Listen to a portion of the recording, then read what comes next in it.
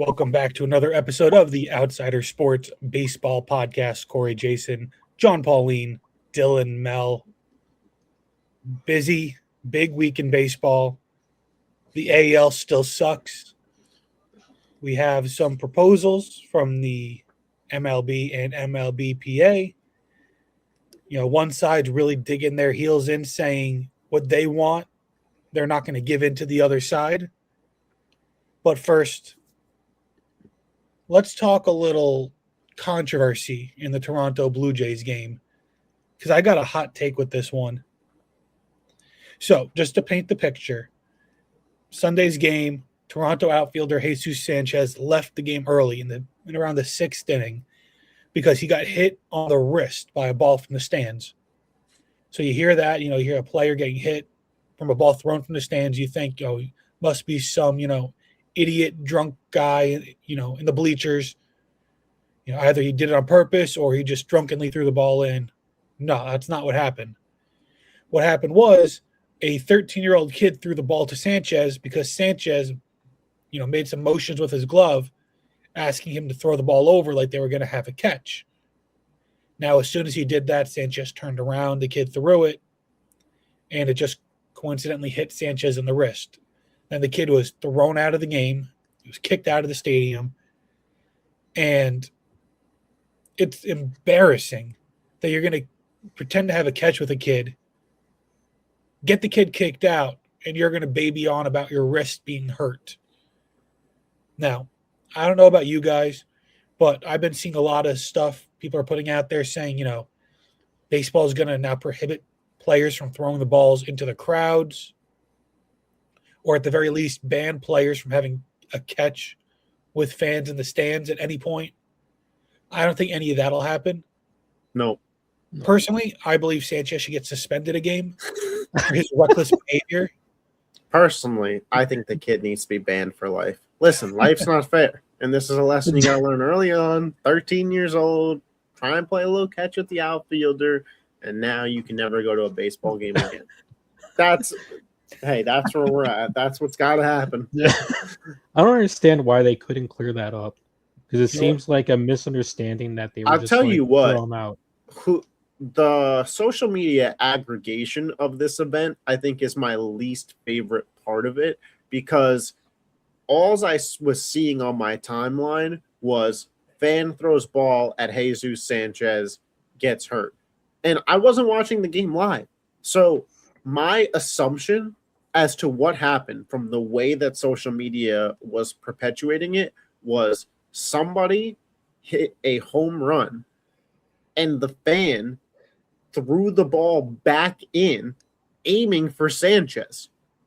Like, that was my first initial reaction as to what happened because of the way it was presented across social media, like ESPN, Bleacher Report, whoever.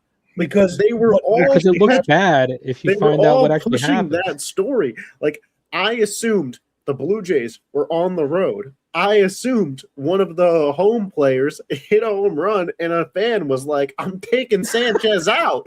Like, that is the way that they made it sound. And then lo and behold, you find out it's just a game of catch gone wrong. Now, you don't typically have a catch with a fan during an inning, but how is the fan supposed to know? If you watch the video, the fan's it just does the universal, hey, throw me the ball with his glove, and then immediately turns around as soon as the kid throws it. It's just pure stupidity on Sanchez's part. I'm not going to blame the kid. I think that it's unfair to blame the kid. It would be, not that it would be a non-story because the guy did get hurt, but how do you throw the kid out? I think it's a non-story. It's a story because you threw a kid out and the guy got hurt and left the game. Well, they'll resolve that. The kid will get tickets to the next game, get a bat, and we'll never hear about it again. I think that's how they should do it, but let's say baseball decides to take it a step further. What could we see baseball, the league do to kind of prevent something like this from happening again? Nothing.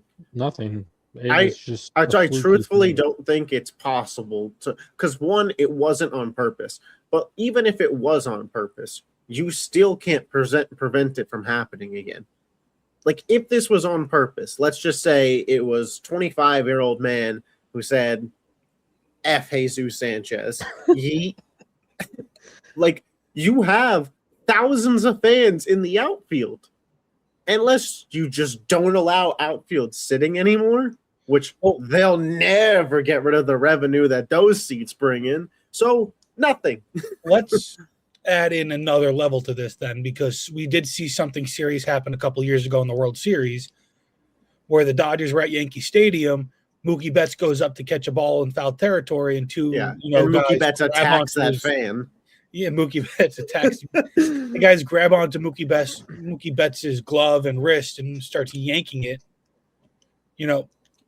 These are completely different scenarios. One, it's the player's fault. This one, the Mookie Betts one, the fans assaulted him. Unlike John Heyman, I don't think the fans deserve jail time, which let's talk about that real quick. That was crazy for Heyman to even say. Yeah, listen, jail. I think that there's levels to it. I think that there's accidental catch gone wrong, grabbing at a player's glove, streaking. Let's not treat accidental catch like streaking. Streaking is jail, ban, fine. Accidental catch gone wrong is mistakes happen. I mean, I'm sure it's happened at some other point in baseball, but nothing like this has happened in our history of doing the podcast. What, 4-5 years now? 162 games a year, plus playoffs, 700 plus games. Nothing like this has ever happened. And I don't know about you guys. I can't remember a story like this ever from my history of watching baseball. So that goes back, we'll generously call it 15 years, 162 games a year, well over 2,000 games. I don't remember ever seeing this. Fluke incident. Hey, we messed up. We thought it was an on-purpose thing. Miscommunication. Come to the next game. On us. Signed Jesus Sanchez bat and called it a day. I'd be asking for a Vladdy bat though. I don't want that. Well, do we think that an apology, a public apology, is in order because of the backlash that the kid was getting initially? Like a tweet. Like one of them written statements? Yeah. Or at least, an apology from Jesus Sanchez for causing the whole... No. Because I don't know if you saw his I don't think he's never going to admit that he deliberately asked for this kid to be thrown out. Even if he did, he'll never admit that. Well, not even admitting that, but just like, I'm sorry for the miscommunication. Because I don't know if it has to be public. Interview, I thought was really lacking in anything other than like... He probably still didn't know what fully happened. Like he didn't know who threw the ball at him. Like his back was turned. It's also reasonable for him to think, like if he didn't think he signaled to play catch, because I don't think he thought that he did. If he turned around, thought that he did. You don't know who threw the ball. Like anybody there could have a ball that they're trying to get autographed. Like it maybe wasn't a kid. But the story was resolved prior to the end of the game where we knew. Well, he's not going to he's not going to come out of the medical room and run out there. Like he probably doesn't know. But he was saying he's getting medical attention. Like he probably still didn't know the full story at that point. Well, then I think once he does know the full story, I don't think it's owed a public apology. Like he can apologize to the kid. Well, that's fine too. But I'm just saying because of how much negative press the kid was getting during the game, right after the game. Press. I feel like once it came out, I think once we realized it was a kid, everybody kind of had this general reaction. Right, like the kid didn't do anything wrong. And the team, like Dylan said, will probably make it right. Give him a few tickets, some signs. Well, that happened. What was it? A couple years ago or last year at that Marlins game with the Phillies Marlins situation. Yeah. Where what was it? That Marlins grandma was just being a real jerk to the Phillies fans, and the Marlins even did stuff for the Phillies fans because she came and said the ball was hers and yada yada and demanded they hand it over from the kid, and then the kid got to go to the next game in bats and stuff so the MLB is pretty good about making sure they keep the PR right on this, especially when the kids are involved. What's the age cutoff from being called a kid where you can have a catch with a baseball player to where it's a little weird? If you're a man, facial hair. I don't care what yeah. it doesn't matter the age. It matters what you look like. So if he's If a you looked like babyface me at 15, 23-year-old, if you looked like me at 15, where like this is still the extent of facial hair, you could get away with it. But like Yeah. my roommate had a full beard at 15. Like you're not getting away with it if you're him. If you're a female, probably forever. I mean, seriously, it probably could be like a 50-year-old lady and she'd still get the same like treatment Yeah. PR Right. wise. so just if you have facial hair, you're not a kid. You don't get to If you have interact. facial hair, you're old enough to not get boo-boo treatment no more, probably. So I still let's think say the team though, like for like if that happened to like not an adult man, but like if it had happened like that way, like if you can even call it like a college age, I think that person would still probably be able to get tickets to the next game, but probably not some full like meet and greet experience. right. Well, do we think if the kid wasn't 13 and he was 17, Yeah, do you he's think still, people would have had that change up where like, oh, he's just a kid, or they would have stuck with there were nefarious reasons behind it's it? still a misunderstanding, I think, because I mean, it's still. I think they'd feel less bad though. Yeah. I think you'd feel less bad the older that this person gets. Yeah. But I mean, it doesn't change the fact that it was a misunderstanding that Right. clearly didn't deserve to be kicked out. No. But then again, it is against every team's code of conduct about throwing balls into the field of play. Yeah, but I mean, when you have an MLB layer there saying, singling. That's just so the catch, MLB couldn't yeah. get like in trouble for Right. something going wrong. Because I agree. I've seen players play catch with fans It happens multiple all the time. times. I'm just saying that like technically you're not supposed to. Whether I don't agree with it, And I'm no just one saying ever gets that's how- mad when it does happen. It's just that this happened to go kind of wrong. That's You got just hit with the something in ball. there to save their own behind if They- anything went wrong. Let's talk about Major League Baseball a little bit more.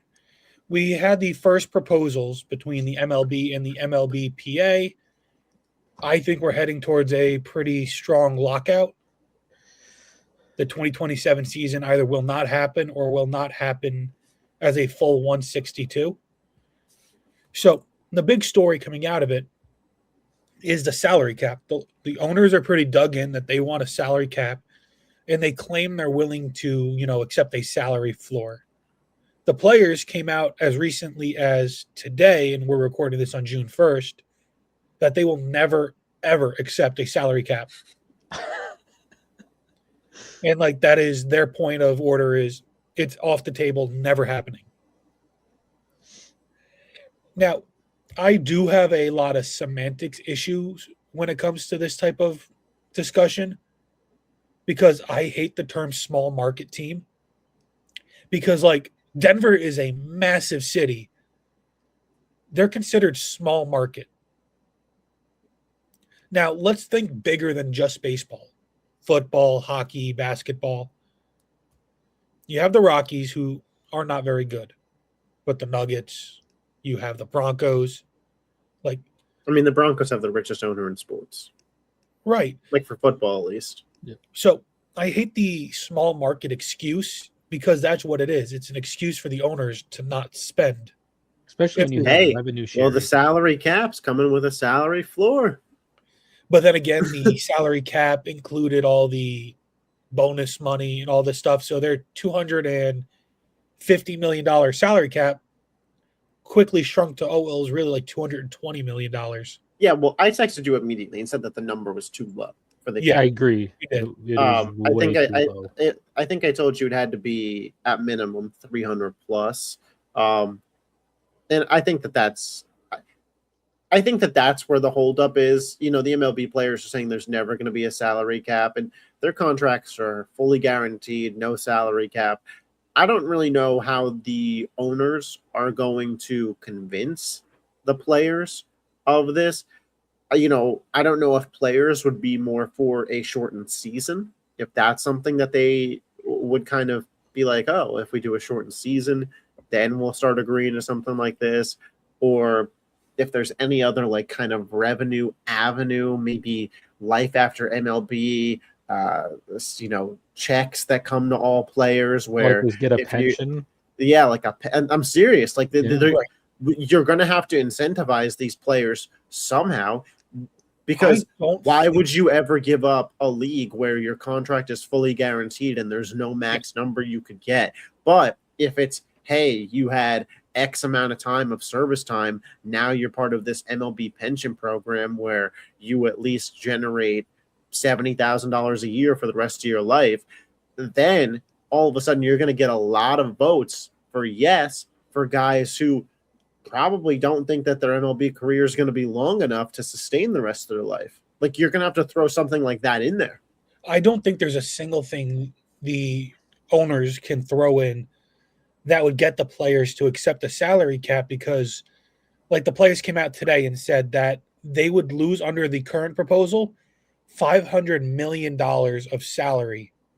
But again, if there's some level of pension, and I don't know what the number would be, only the top percentile of MLB players is it still not worth it for. Well, For example, you think of, I don't know, everybody on the Rays roster. None of them have a big time contract. no, but they're all making hundreds of thousands of dollars already. Yes, they're all making a ton of money, but they're all done by the age of 35 to 40.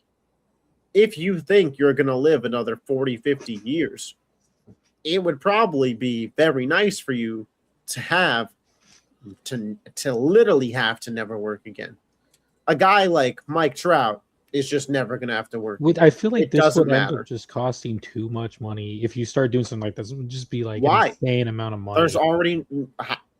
I know, but if you there's extend already no cap. this, I know, but if you have extend this a to every cap- player, but I mean, if you extend this to every player, But that's where I said the service time. yeah, How much major league service time do you have? that would You be the have to- thing. Is like Now- how much where do you cut it Now, off? I will at? say, like, diving down another deep rabbit hole, then there's going to be guys that get sent down to the minors. That way they don't reach their service time. That way they don't get this pension. gonna- And then your team's real scummy for doing that. But I just I- think again, it end up being I'm way just too like much. spitballing, because if the owners are steadfast on there being a salary cap, there has to be some incentive for the players to agree. There's just not right now.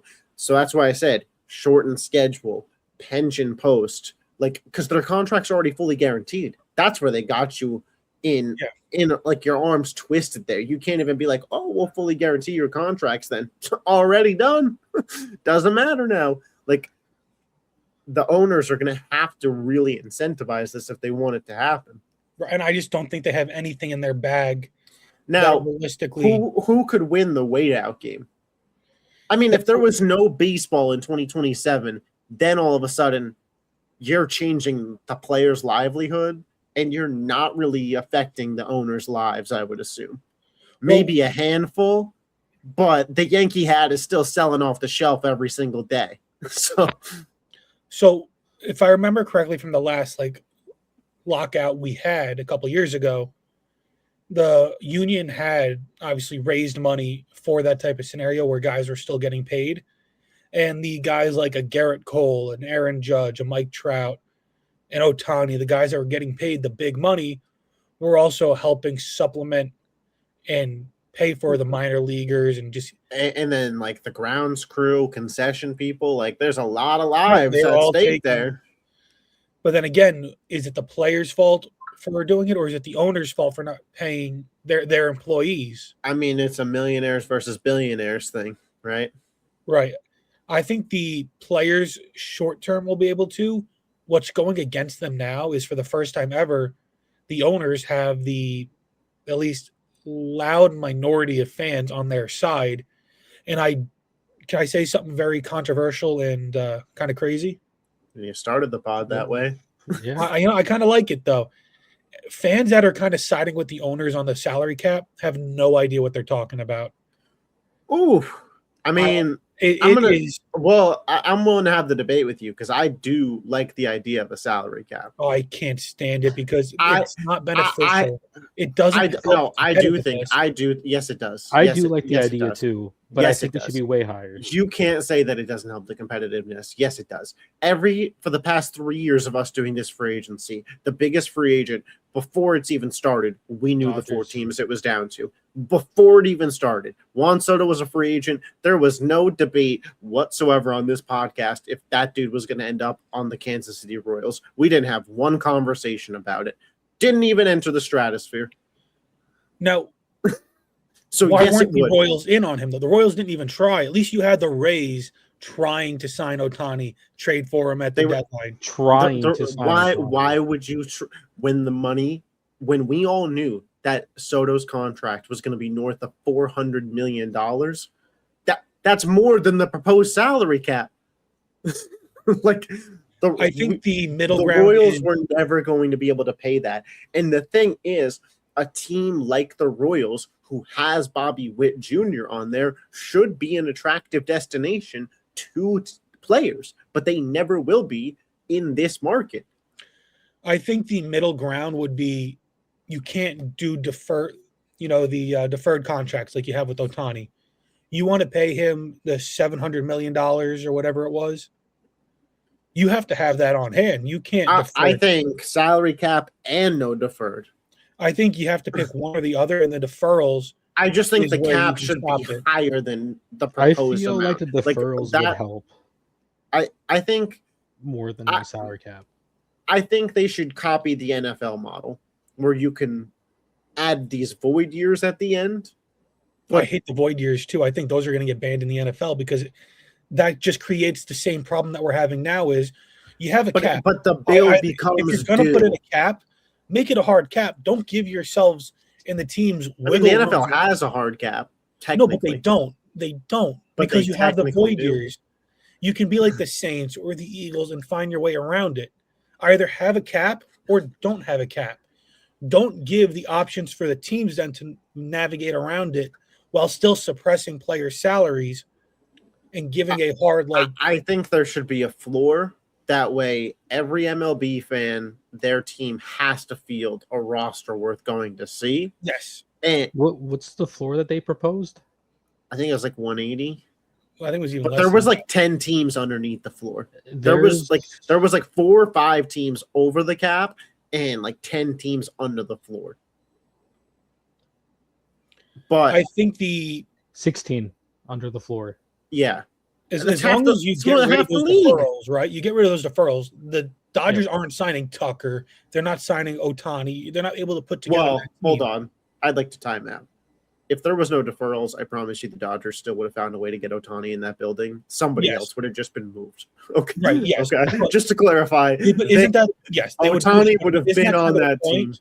Isn't that kind of the point of a cap? Is in order to sign Otani, they'd have to move somebody's contract. Yes. And I So will say instead this: of a they cap- should not make the mistake that the NBA has made. All of the rules that the NBA has makes it so hard for player movement. The NBA has put a stranglehold with their like different aprons and the amount of money that's taxed if you go over this. That trading has like ceased to happen in the NBA. Like it's unless it's like a perfect math, which just doesn't happen anymore.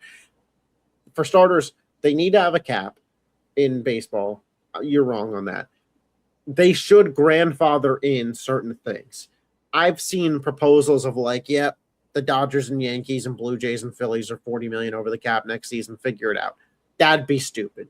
That would be unequivocally just idiotic. Because now what? You're the Yankees. You have to trade Cody Bellinger for pennies It would on the have to dollar be because a of new thing rules. over so many years Yeah, before it goes like- into effect. The cap should go into effect in X amount of years. And if there's still any player like that's over it, but you signed him before this cap rule, they're grandfathered in, kind of like a bird rights NBA thing where like technically if the guy's on your team, you can go over the cap to extend him for the money. I also think MLB should consider that option as well, because that will then create more of a benefit of homegrown talent. Now, if you grow the farm system, you can go over the cap to keep a player that was already on your roster. That's something they should consider as well. Obviously, they have a ton of international players, so that becomes interesting. Do you throw international players like in the draft, or because you know what I mean? Like it's a free market, becomes the whole thing. I think there should be a cap.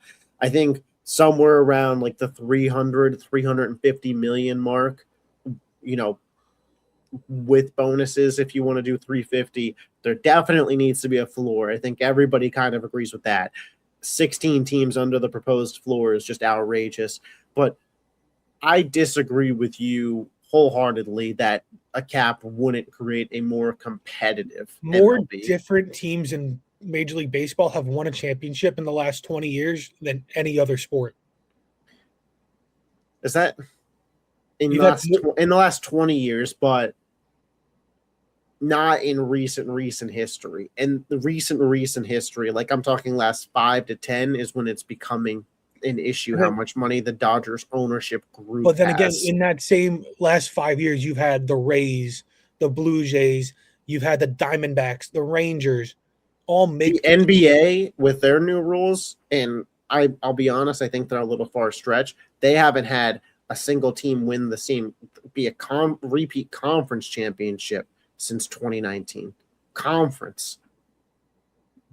So a harder cap definitely creates for more parity. There's no doubt in my mind about it. But it also doesn't allow you to. I know you're talking. It's also hard to build dynasties. It's also incredibly difficult to have a dynasty. Get a lesser product, I think, on their own team. For sure. But that's why I said I think the NBA went too far. I think baseball has an ability to learn from these other leagues that have already had these caps and set theirs higher. Are contracts fully guaranteed in the NBA?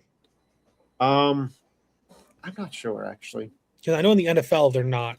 No. And I think that's where baseball has the edge with the players is NBA contracts are fully guaranteed.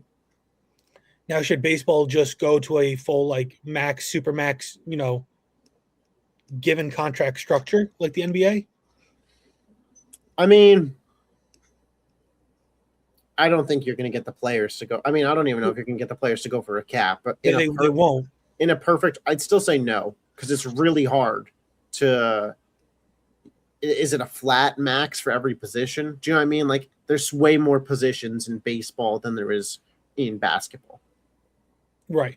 And, how do the minor leaguers out of the fringe 40-man guy fit into this? I think just like the NFL letting the position set the standard. Well, so here, even if there is a cap, how does that work, with trades in season? Is a competitor not going to match salaries? But, the NFL, we rarely see in-season trades. The NBA, the NFL, you don't see many in-season trades. I mean, the trade deadline has moves every year. Yes, but you don't see big-time trades. Compared to what baseball usually does. You see a lot more off-season and preseason trades, bigger deals. I mean, you see them all the time in the NBA. In the NBA, yes. I'm talking NFL, you don't see many huge blockbusters happen, on November 3rd. Hold on. I want to see what the deadline trades were from this past year, because I feel like there were some decent ones. I mean, but there could also be a one-year outlier. And I mean, Quentin Williams got traded. That was a big move. Shahid was like a decent move. Sauce Gardner got traded. It's an outlier year. Jalen Phillips to Philly was a big move. Well, so we have an outlier season, but overall, you can't tell me off the top of your head that there's been a whole bunch of big moves compared to the NBA or MLB trade deadlines. No, not comparatively. But I will say this comparatively in the NFL, because of how many players, and in baseball, I think would have a similar situation happen because how many players play, the good teams will be the good teams. They already have the good players. But then I also think that you're going to have to redo your whole draft thing because you can't now have a cap and all these draft rules and limitations. That's why I said it makes it very wonky. And I don't know if it's going to happen. I'm just saying, for me, product-wise, I think a cap would create a better watch. I think it'll create a less fun league. I just disagree. You will still have the owners. You have now the top tier owners that won't be able to spend as much. The Dodgers, the Yankees, the Phillies, the Red Sox, the Mets. When you say top tier owners, the Red Sox and Mets suck. They just have Yes, big they wallets. spend- They're The not Mets top. do have That's the the most point. It money doesn't- though in contracts. But They have that's like exactly the right. 330 They million. spend a lot of money and they're still not playing well. Yeah. So if you have these teams that are willing to spend, a cap is going to force them to spend less. But And again, these if bottom you tier set the teams are cap, still- if you set the cap at a high number, but the it owners don't won't. want a high number. yeah, but well, that's where you get met in the middle on these negotiations. You're going to have to agree to a high number. I think if you agree to a $350 million cap and say no more deferrals, the I think only you have team, to agree the to defer. only team that kills is the dynasty that's currently going on. That's the only team that changes right now on a $350 million cap. Like MLB team payrolls for I have them. 2026. Yeah, Like is anybody over 350? No, the highest is This is 330 or Yeah. So 0.5 again, the only max. team that it kills is the one that's riding on deferrals, and I think that's the problem. The problem with these deferrals is it's a real slippery slope once you start it rolling with these big bankroll teams. Yeah. Because right now, Toronto, New York, both of them, LA and Philly are already killing all these other teams in free agency. If you add in, because the truth of the matter where we're headed is the Mets and Dodgers already have it, either a billionaire owner or an ownership group.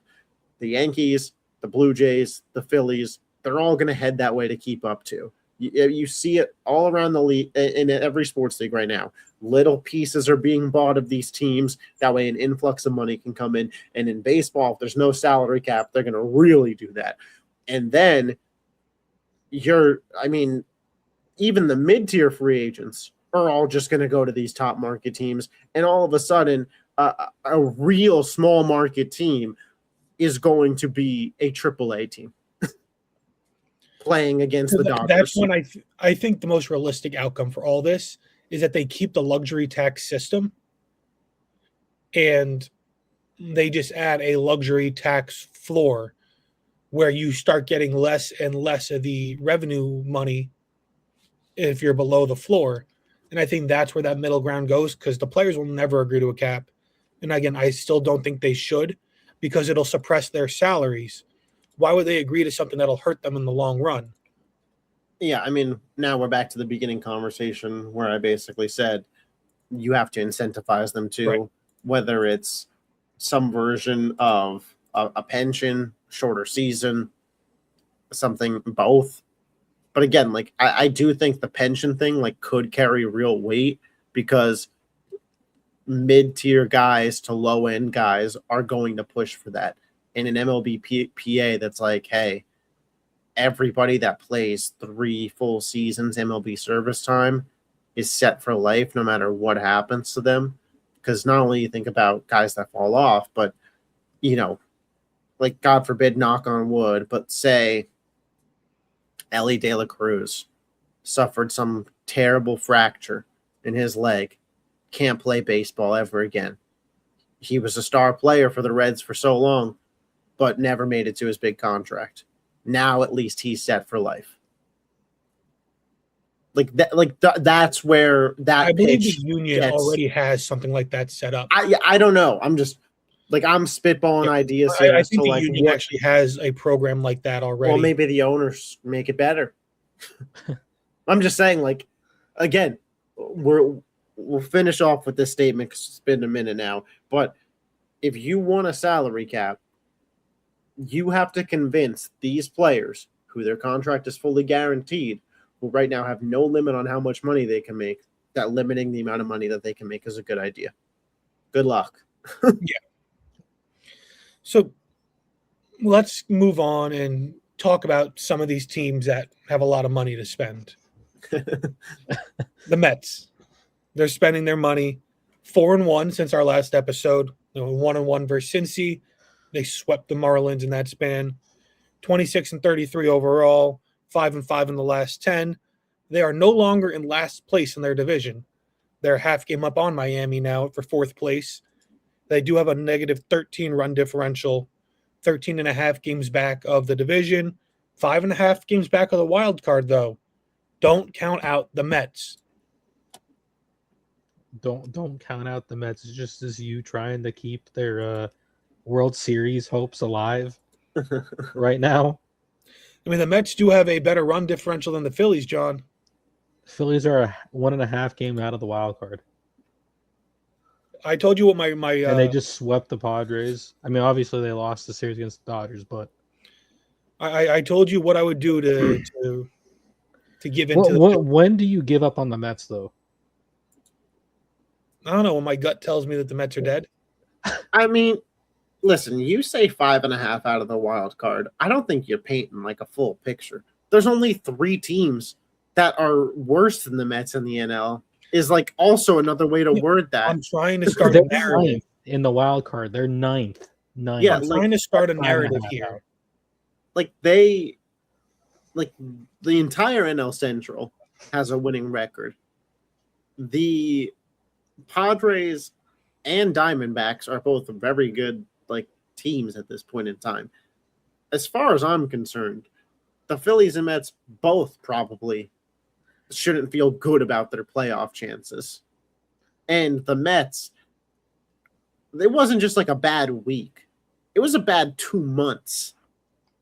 I think they're cooked on recovering from that with how good the NL is. If they were an AL team, yeah, they'd have a great shot. But with the state of the National League right now, Juan Soto can play like an MVP all he wants, and the Mets will be a fun team, and the Mets will probably be a team that ruins somebody else's playoff spots and spoils them in a late series to knock them out of the wild card, but they won't be a playoff team. I did the obituary weeks ago, and I stand by it. Right now, we're just looking at a grave asking if a body's going to come out one day.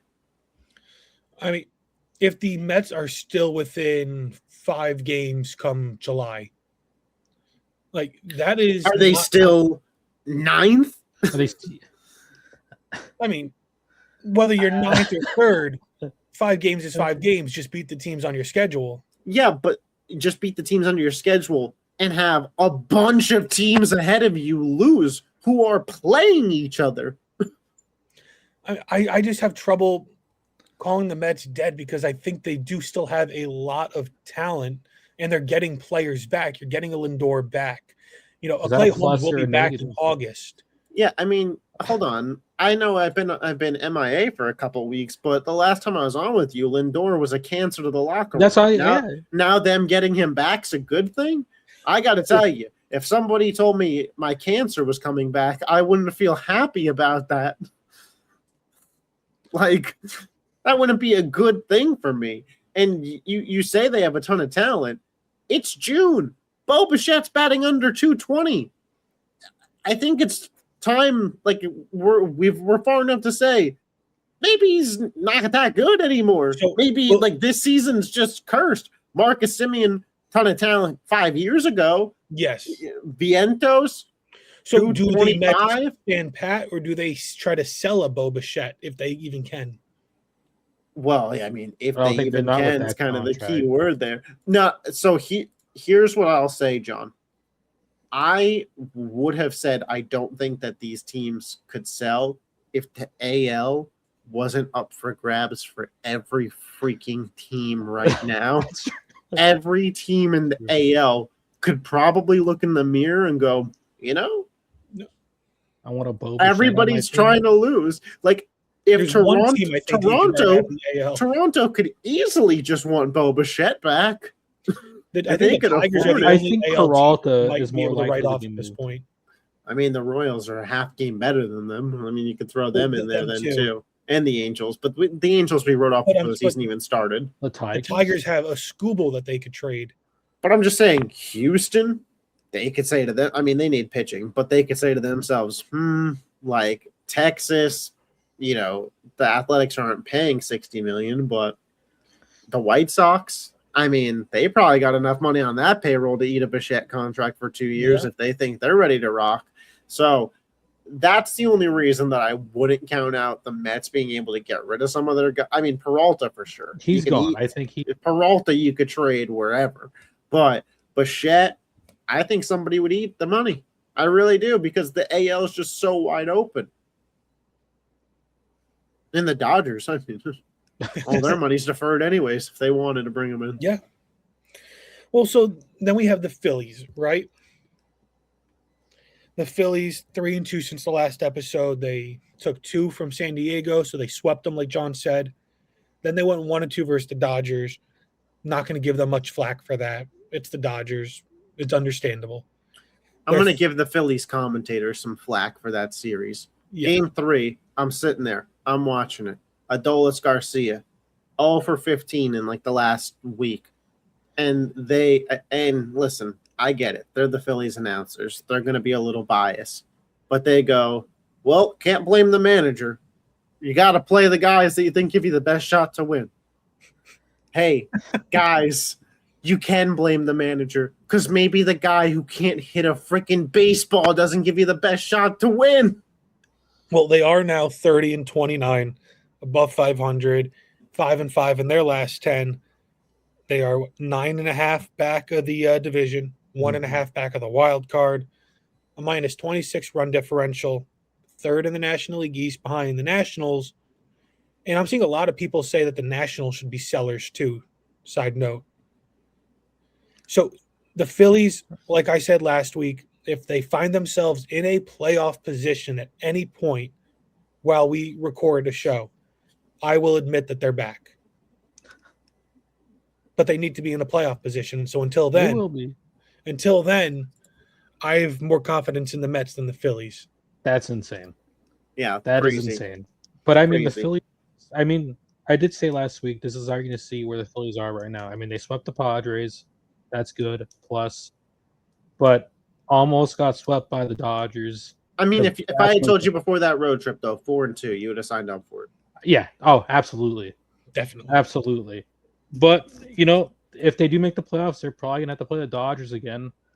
And it's just not looking. And usually the past couple of years. Well, the Dodgers they've owned doesn't look good for anybody. So, No. we could pause there. I will say this, though.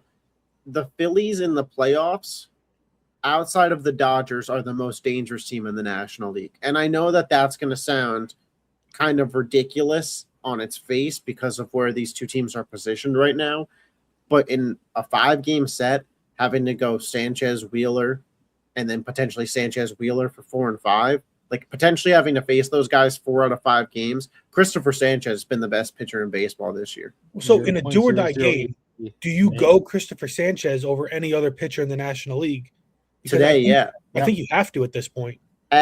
So that's what I'm saying. Like, if the Phillies get in, the power ability that they do possess, matched with 2 absolute monster starting pitchers, makes them, and playoff experience, to me, makes them the second scariest team, maybe third if you want to give Atlanta their flowers. But to be honest, if I was the Dodgers, I think I'd rather face Atlanta than Philadelphia. Yeah, I mean, the Phillies pitching in a Because short if Philly series- gets there, it means they got there. Which I know, like, retroactively, like, if you're a Braves fan, you're like, this kid absolutely sucks. in a 5-7 game series, I'm taking the team with the best pitching Yeah. as the harder opponent in the Phillies. And I outside take the Dodgers, I think- Sanchez and Wheeler over any 2 pitchers in the National League right now. And I mean, listen, like, Ohtani Yamamoto's close, but I'm taking the Phillies guys over them right now. yeah, and I'd certainly take them over Sale and whoever you want to say is 2 for Atlanta. pitching's guy. I still worry about the Phillies. Now the bats, Braves though. lineup is nasty, so it's Yeah. close. But if you have a But hot pitching Phillies kills in the lineup, playoffs.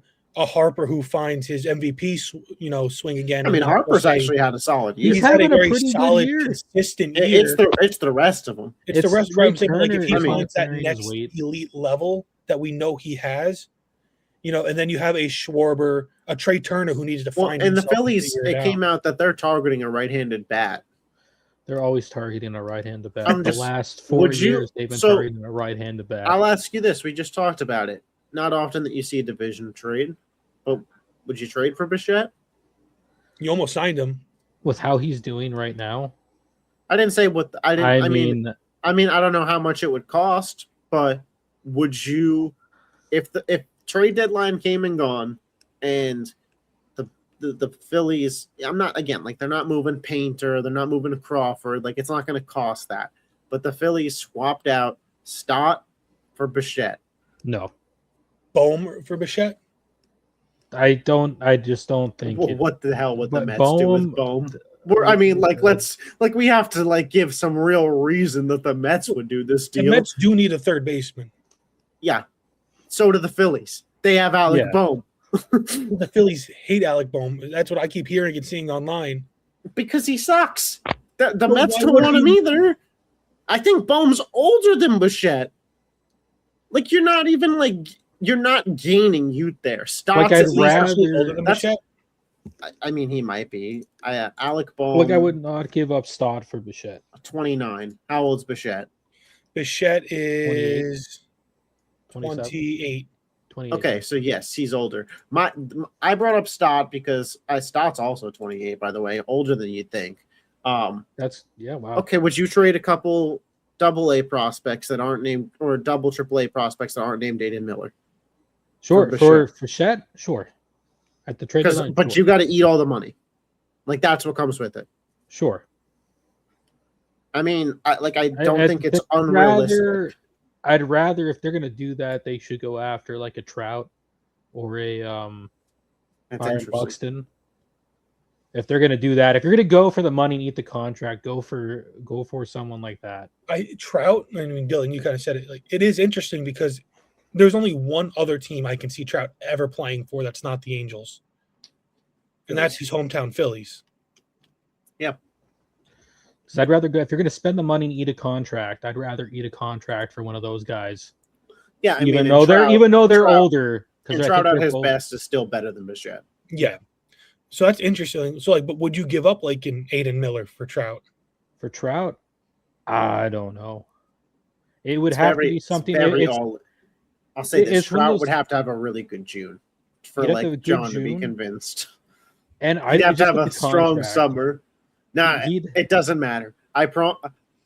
You could say what you want, level-headed right now. No. If Mike Trout over the next 6 weeks batted 300 and had 12 homers, Oh yeah, guaranteed. Aiden Miller. Yeah, You're throwing out trade. Painter. You want him on your team. But if Trout's batting 220 with 3 homers, then he's going to say no. Right. But then if it comes to the trade deadline and Trout to the Philly rumors are picking up steam, I think John's going to have a lot of trouble saying no to Mike Trout. I don't think he'd ever say yes to Painter, by the way. I know you said his name. I don't Painter think- is just so much invest. Like he's just been there. Unless like there, it was and there, Painter, yeah. Miller, and something for Trout and Soriano. I don't Which think I think also could be possible. Right. But like that's a bigger deal than what we were just mentioning. But yeah. And A Painter, though, would have to be like, if you wanted a Buxton, like you were saying, it would probably has to be a Painter. yeah, and if you need further proof, by the way, that the Phillies are better than the Mets, when we just talked about the Mets, we were talking about them selling their players. And right now, when we're talking about the Phillies, we're talking about them buying at the deadline. And there was no objection either way. So even though Corey will tell you he believes more in the Mets, just watch his actions. I mean, I was saying that the Mets should trade for Alec Bohm, so and get a third baseman. yeah, if you're real looking at the Phillies buyers. to trade people, you're looking at them. They're either probably trading Crawford, Miller, Painter, are probably like the pieces that you'd probably hear for them trading them for somebody. Yeah, I don't see Crawford. Would you go after Skubal as a Philly? And like, would you pay an extra price to get him in June as opposed to waiting until late July? I don't think so, especially him coming off because he's been coming off an injury, and it's going to be a rental. But you'll Like, get it's him just- for a lot longer in the season and really build up that rotation. More games for him to pitch in for the Phillies. You know, if you're in striking distance, do you maybe pay a little extra to get him now? Not Can they let him win go to the 1-0 Dodgers. every game? Just Just win 1-0.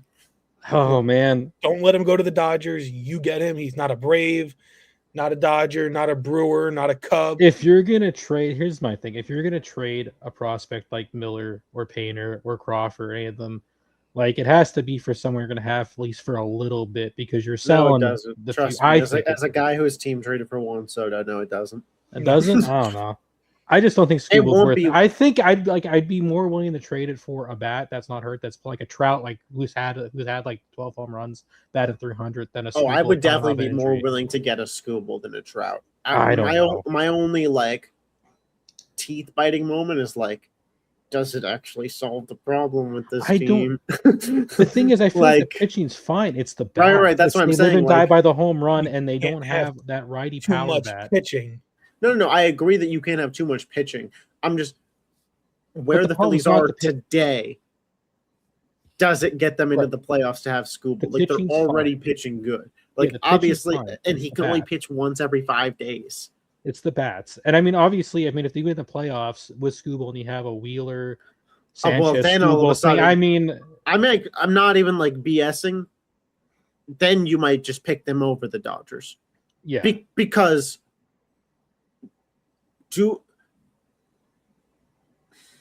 you could make the case. I wouldn't. But there's a real argument for there's not a single pitcher on the Dodgers that I would pitch in a playoff game before Scooble, Sanchez, Wheeler. You could make the case. I Yes. think Yamamoto last postseason earned his way ahead of Wheeler or Sanchez, one of the two on that list. But There's an if argument. we get to the end of the season and those guys had a better regular season than Yamamoto, there's an argument. There is an argument. Whether you fall close on one side or the other, you can't just dismiss the possibility that it's true. Yeah, like I would make the move if I was the Phillies. I mean, I think every team that's looking to compete this year, and even though the Phillies are in a bad spot, they're not out of it completely. What are they? 5.5 back who the- 9.5. of a wild card? Oh, 1.5. One and a half Phillies? back of a wild Yeah. card. Like that you have to go for. I just if you feel can. like the bats are more of a problem than the pitching. Like I said, because they live Oh, and I die by the agree. home run. I And it's agree, like they but just I think need- if you can get Scooble over Trout, it's like, well, let's just hope the bats pick it up. That's if Scooble. That's if Trout has a good, No, I hear you. I'm June, just like, no July. matter who the bat is, yeah. there's not going to be a bat on the market that's of the level of Scooble. So let's go on to the Yankees, though, because I was seeing a lot of Scooble and Yankee talk today as well. Yankees 4-1 since our last episode. 2-0 versus Kansas City. They swept the Royals. 2-1 versus the A's.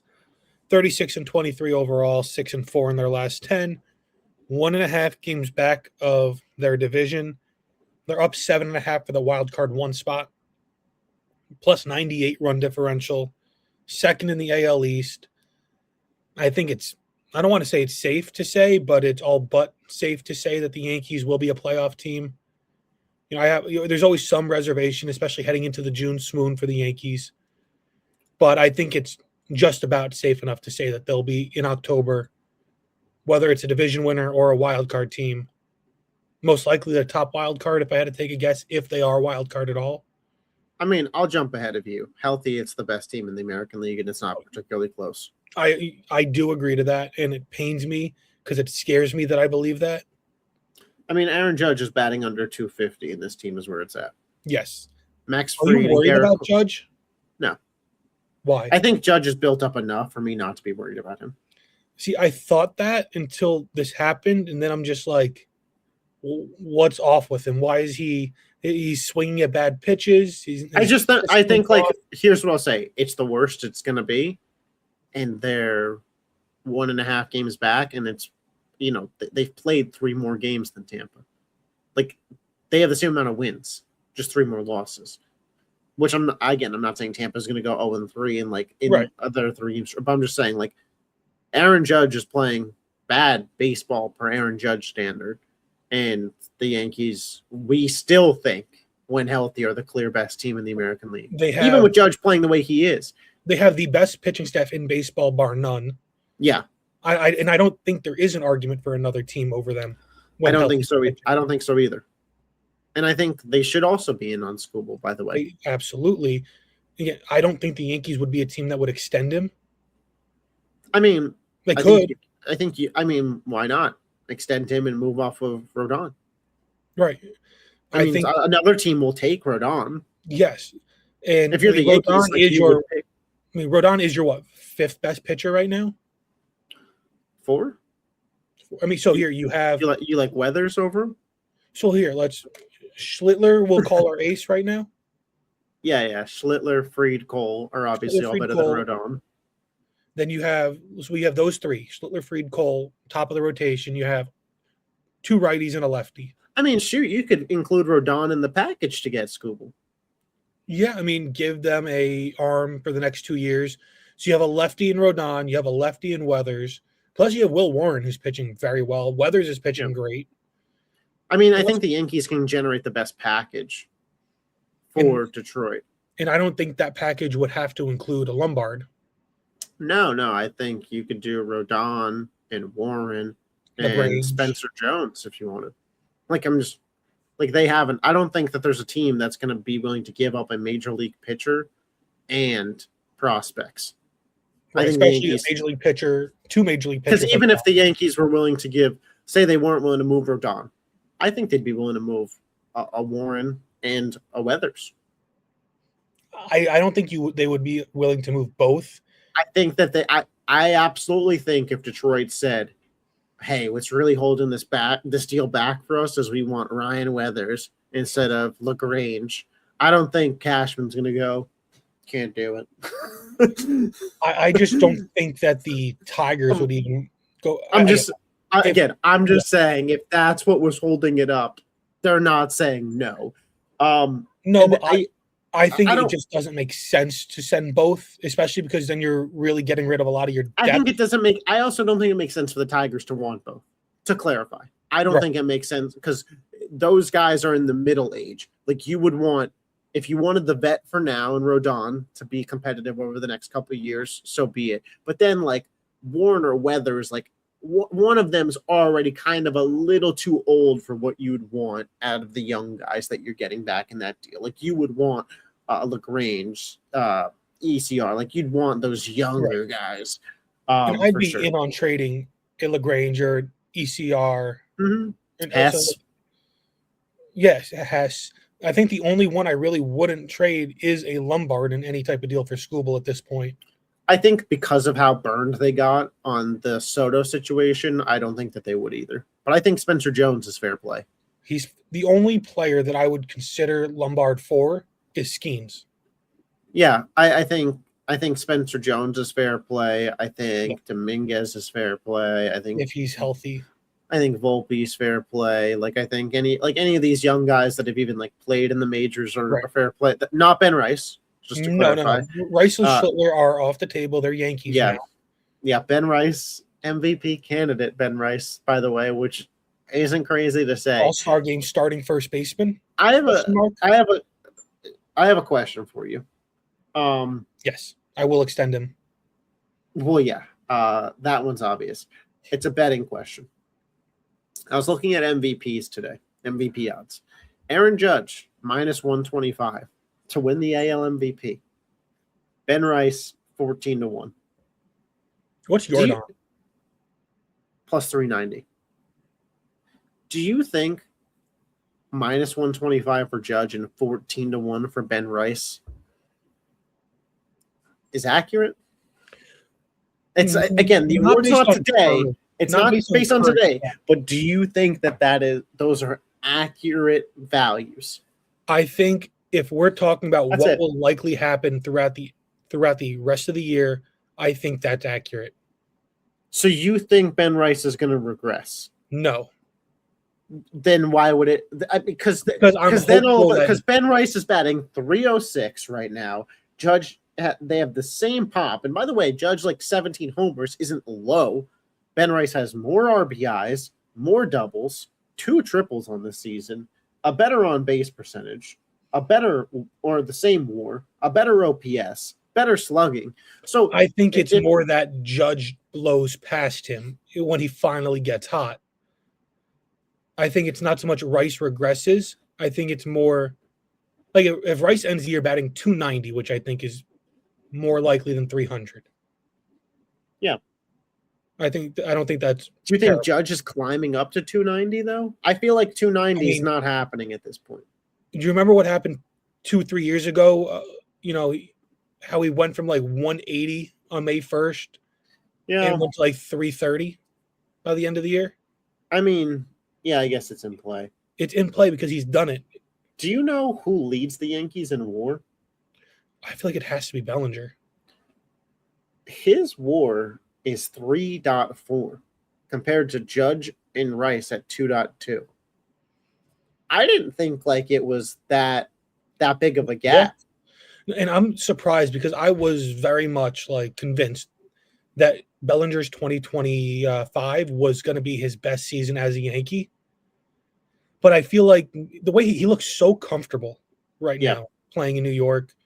They killed the offseason, by the way. The offseason that I thought they didn't, like I didn't think that they did great. Because they brought everybody back pretty much. But you build team chemistry, you get people comfortable, like you mentioned. You bring in a Weathers who, I guess the best question here for the Yankees, and I don't mean to take your thunder as the host here, but that's one I'm wondering from you because we haven't been on here for a minute. Who's the biggest comp for them?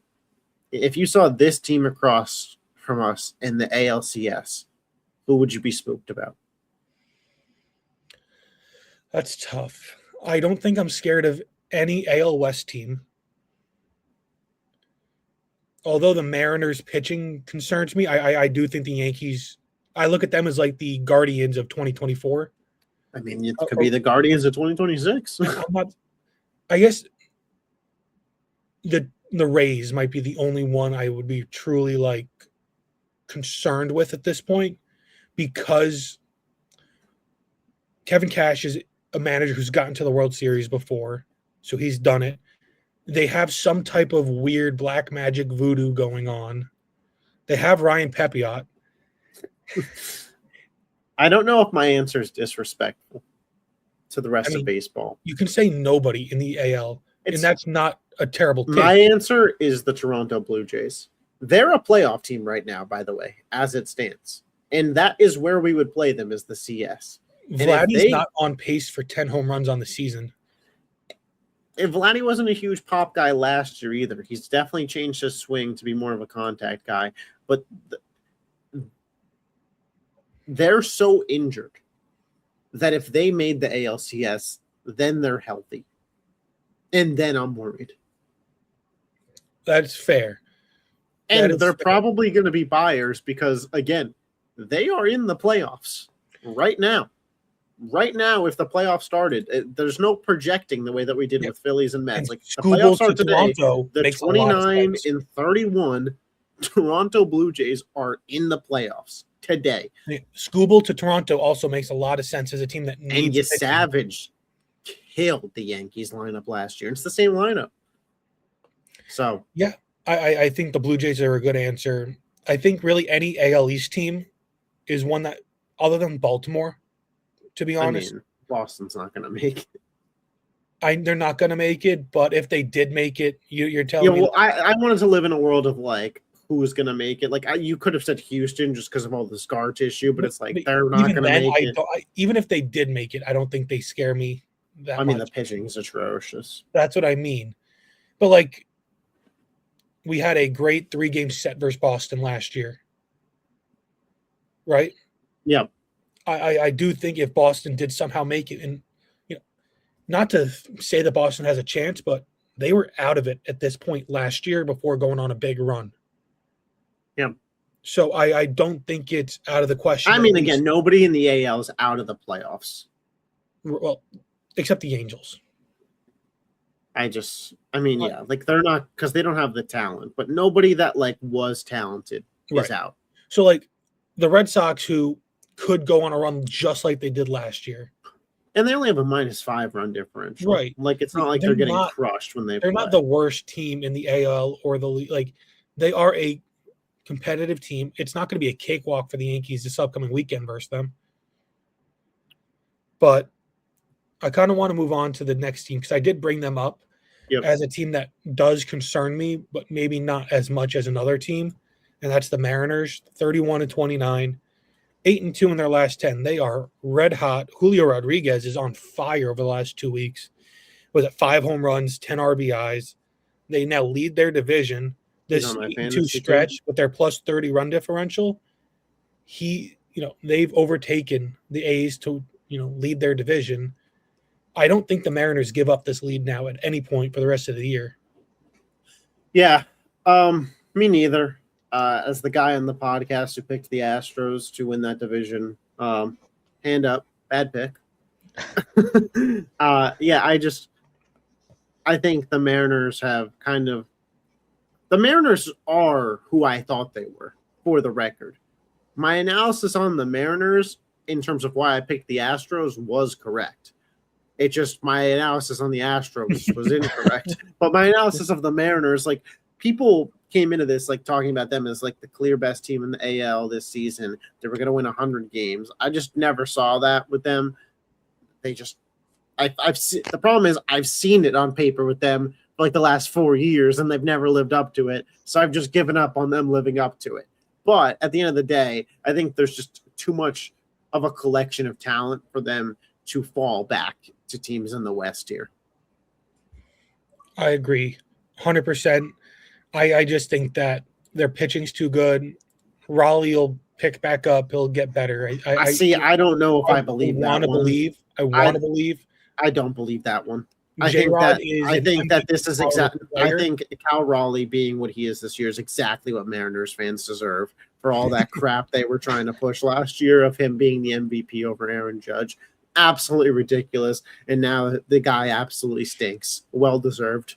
It's also because you tried to make the Mariners Cal Raleigh's team when he isn't their best player.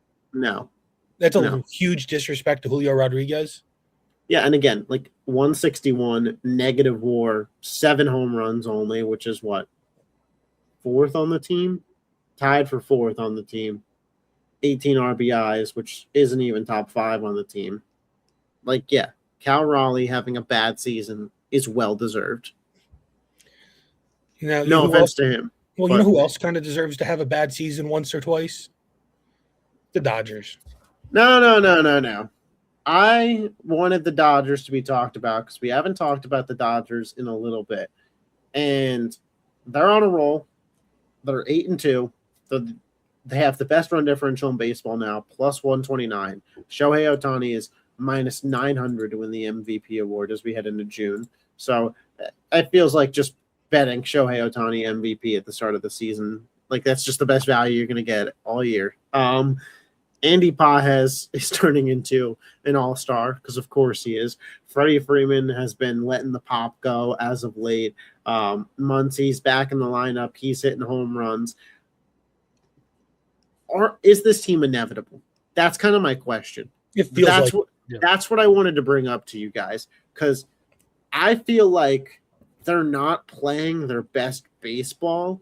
And then you look at the analytics and you're like, oh, they're better than everybody still. They're first in everything. They're first in average, first in ERA. And again, I think they're like second Kyle in Tucker's RBIs. batting 242. That's it. Like Ohtani's offense has really fell off a cliff. Mookie Betts is batting 194. And I know Mookie's not been healthy, but like when he played, 194. Now, obviously, Pages having a 3.8 WAR, batting 294. Like, nobody expected that. So, like, you could argue, like, yeah, but if Mookie goes back up, Pages will probably go down a little bit offensively. Pitching-wise, Yamamoto's obviously a monster. Robleski came out of nowhere. Ohtani, .82. 0 dot, by the way. Ohtani decided he was going to pitch this year. Last now, Sasaki. Are we getting any concern about Sasaki, like actually being like a no, like a good? No, like he'll be a starter, but are we like are we getting any like doubt on, maybe he's just not that good. Maybe like he's not as good, like he's definitely not as good as he was like hyped up to be, but it's like maybe this guy's just not better than the 4th arm in a rotation. No, I think it's due to his youth, the fact that he had a lot of arm injuries when he was younger in Japan, and he left Japan too early. He never got a chance to develop, and now he's trying to develop on the biggest stage. He would do well to be in the minor leagues for a little bit. I was going to say that I think he needs some time in AAA there. It just doesn't matter for them, though. Like, they just keep winning, even with him. But, I mean, the Dodgers does Sasaki speak English? I would assume so. I don't If know. he doesn't, I bet that's a reason that they don't send him down. I bet the minors would be very lonely for him then. Like, seriously. Like, nobody on that minor league team speaks Japanese, if I had to You guess. think if he got sent down, an interpreter would go with him? Like the team would I'm provide- sure. Yeah. I'm sure. Yeah, I mean, they would have to. I'm sure they just buy another one. Like at that, like pay another person to do it. I'm just saying. Like, I bet it'd be real lonely in the minors. And I don't know how that works with, like, do they have options international players? Like, how does that work? Like, I don't really know how they're. I don't know. I would don't know assume how- so because he was posted and not as an international free agent. I just feel like they would have sent him down last year if that was available to them. Like, he But was then worse they kinda last just- year than this year. Well, then they also kind of just I rolled thought through. they did the send him people. down. Did they? I thought maybe that was an injury rehab. Was it? Hard Maybe to it keep was track. injury rehab. Hard Maybe to it keep was track of injury how rehab. good they are. I know. But it's Um, just, but the Dodgers had the luxury of actually letting him develop. Yeah, up in I brought them the up majors. to kind of ask, one, are they inevitable? But two, similar question to the Yankees one. If there's a team in the NL that beats the Dodgers in the playoffs, who is it? And I out of the playoff teams right now, because like obviously like the Phillies could get in, the Mets could get in, and if the Mets get in, then Corey will say, "See, the Mets are who I told you they were because they got back in and figured it out." Like out of who's in right now, so Cubs, Pirates, Diamondbacks, Cardinals, Padres, Braves, and Brewers. I think in my opinion, the only team out of those that I think could beat the Dodgers would be the Padres, just by the nature of they see each other so much that the Padres could just pull it off because they know the Dodgers. That's interesting. I think I would take the Braves. I think I think the Braves lineup is loaded enough to just outshoot them in a series. I wanted to go Brewers and just be like Mizorowski starts 3 times and just right there, but betting on one pitcher to beat the Dodgers seems like futile when you could bet on a Braves offense. But yeah, we haven't talked about the Dodgers in a little bit. Wanted to give them their flowers and how amazing they are and be like, hey, who does stand this chance? But now I'll ask you guys that. I guess I'll ask John because me and Corey are Yankees fans. Would you give the Yankees a shot, healthy rotation in the World Series? Against the Dodgers? Yeah. Yeah. Okay. Absolutely. I was like thinking the Dodgers yes, aren't untouchable. I was They're not thinking yes, untouchable. but I wanted to make sure that I wasn't just high on our own supply. No, over I here. mean the Dodgers are really, really good. Probably like maybe the best team in baseball.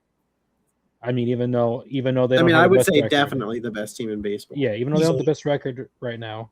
I mean, the best team in baseball, but they're not untouchable. Like they're not unbeatable. Like when you get into a playoff series against like, almost stadium teams are now, like they're not untouchable. They're not unbeatable.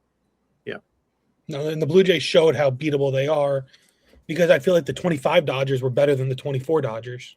And to be honest, the Blue Jays had them beat last year. They just threw it away, essentially, because Hoffman can't close the game out. The former Philly. Let's talk about the Braves for a little bit.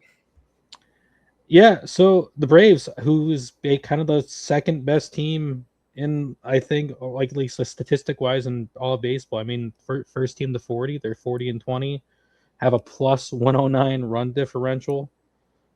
I think they basically have the NL East locked up. I don't think they're going to throw that away. I mean, like I think this might be one of the only other teams in the like that kind of stacks up to the Dodgers with how good they are.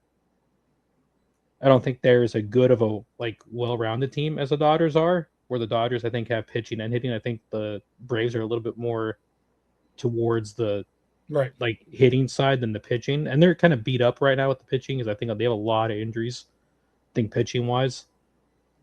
So, but I mean they're still winning. They are winning. They got the 40 wins. I mean they even beat the Dodgers in a series this year already. But I mean Acuna is all the way back. And Acuna is all the way back. I'll ask this around because I think we all have the Dodgers as the best team in baseball. Yep. Yankees or Braves for second best team in baseball today. Braves. Today I'd go Braves as well. Braves. I think when healthy, it's a real fun conversation. And Yeah. if we weren't an hour 15 into the pod, maybe like let's have the 20-minute debate on it. But I'm sure we'll get there at some point because Yeah. these are two teams that'll be sticking around all year. yeah, Let's get through our studs and duds. A couple names that are doing pretty well. For me, my stud, Tyler Soderstrom, A's left fielder, 5 games and 14 at bats, 8 hits, 2 home runs, 2 RBIs, 5 walks. He's hitting 571 with a 1.827 OPS. While my dud, Bryce Terang of the Brewers, the second baseman, 5 games, 16 at bats. He struck out 7 times without a single hit. He's hitting 0 with a .190 OPS. doesn't get more dud than that. My stud, the most handsome player in baseball history, Ben Rice. He's batting .545 over the last 7 days. He's got 12 hits, 4 doubles, 2 triples, 1 home run, 11 RBIs, 4 walks. He's got a 1.660 OPS. Doesn't get much better than that. My dud is Christian Walker of the Astros, batting .095. He's got 4 strikeouts, not missing too much there. He does have a home run, but just 2 hits in the last week. I got, just how we were talking about, Ronald Acuna's all the way back. He's my stud, 7 for 21, 5 home runs, 10 RBIs, 8 walks, 5 stolen bases. I swear every day for the last week, I got an underdog MLB notification. Ronald Acuna, leadoff laser. I mean, batting 330, 333, and a 1.565 OPS this past week. I mean, he's back. He's all the way back. Now, the opposite end on the Braves, Austin Riley, 1 for 18, 1 RBI. He had the 1 hit, which was for a triple, but that was it. Batting .056 with a .384 OPS. I mean, when one guy's blistering hot, you know one of the other good guys are going to be just ice cold. Yeah, and then it's a real problem when they're both hot. Let's go to the rookies. For me, I'm going White Sox center fielder Tristan Peters. 6 games, 15 at-bats. He's got 9 hits, 3 doubles, 2 RBIs. Didn't strike out once over those 6 games. He's hitting 600 with a 1.447 OPS. The White Sox are a fun team, and I don't know if this is the Pope's responsibility, his doing, or what it is. It's just not the team I expected them to be. Yeah, they're fun. I'd be excited to see them in the playoffs. Obviously the Murakami situation, pretty crappy that he's going to be out 4 to 6 weeks. That brings me to my rookie, now the AL betting favorite to win Rookie of the Year, Tigers shortstop Kevin McGonigal. He's just on a tear still, 318 over the last week. The extra base hits not coming crazy, does have a triple and does have 2 RBIs in that span. We talked a little bit about the Tigers today, talking about are they going to move on from Skubal, but they're in good hands with McGonigal going forward into the future. Definitely something for Tigers fans to be excited about.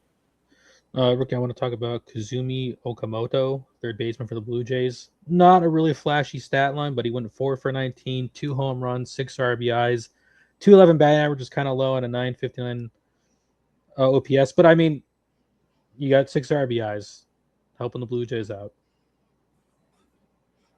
Now, for the moments, for me, my moment isn't just one moment. It's a bunch of moments culminating in the end of May for Jacob Mizorowski. His final start, he went 7 strong, no runs. He has a .23 ERA for the month of May, 57 strikeouts. Second best in the NL.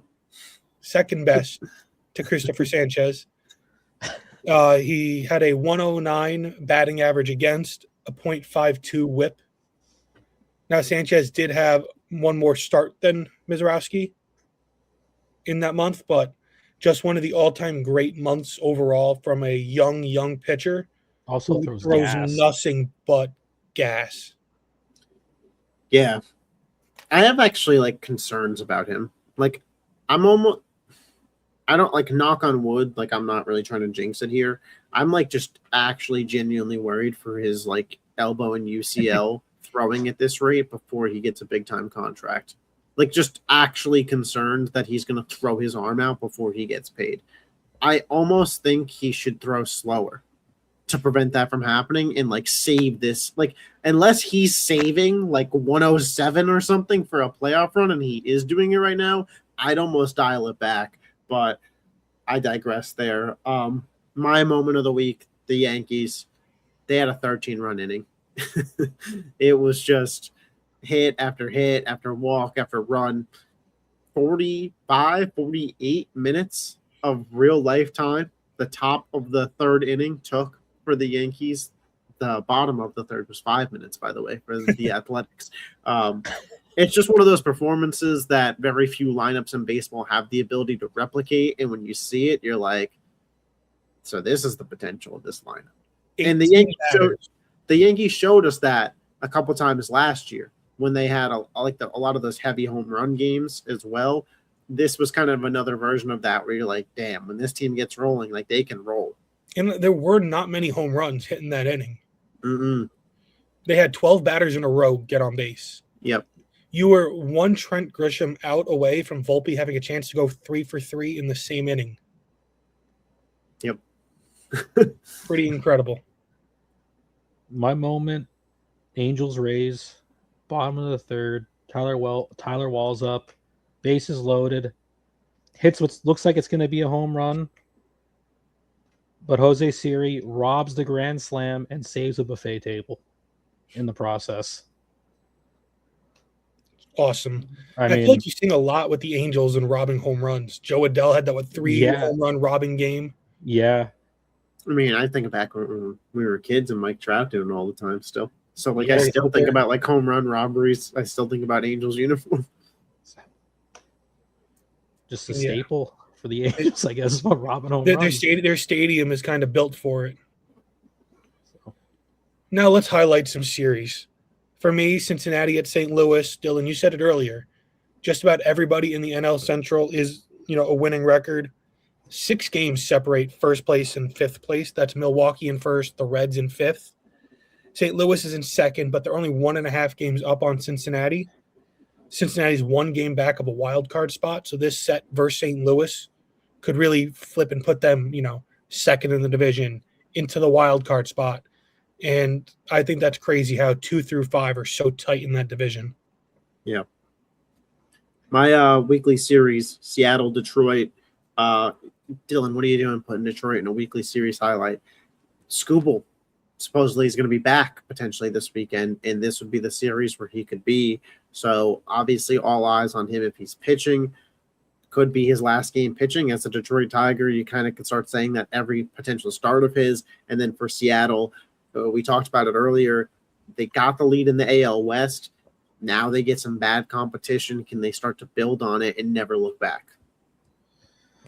My weekly series highlight, possibly 2 playoff teams. You got Pirates, Braves. You have the Braves, so we talked about they're 40-20, first team to 40. They're in first in the National League. And you have the Pirates, who are 32-28. I think they are. Hold on, I lost the standing thing.